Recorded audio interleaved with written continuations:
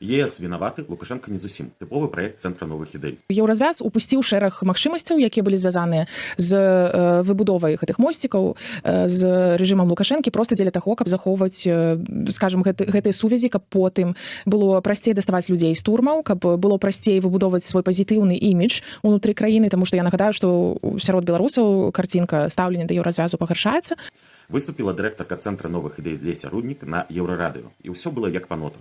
Уся праблема гэта, бачыце, еўразвяз. Еўразвяз не пабудаваў масты, не зладзіў імідж, не падаў надзеі, не вызваліў з турмы. Усё акрамя галоўнага. Праблема не ў ЕС, а ў тым, што ў Беларусі сядзіць псіхапат з дубінкай і камеры катаванняў.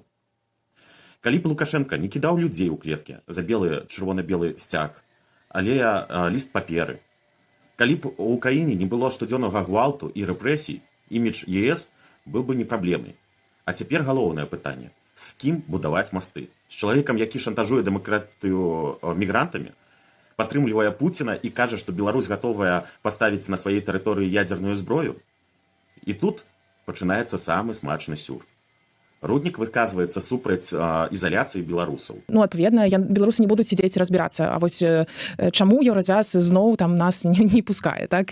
Там візы не даюцца, у там Акропаліс не з'ездзіш і гэтак далей. Гэта ўсё, на жаль, людзі не будуць сядзець разбірацца ў прычынах глыбокіх, чаму еўразвяз палітычнае рашэнне такое прымае. Ну, проста натуральным чынам пагаршае імідж еўразвяз. Але ж офіс Ціхановскай, з якім яна цесна звязана, 5 гадоў крычыць, што ніякіх размоваў з рэжымам.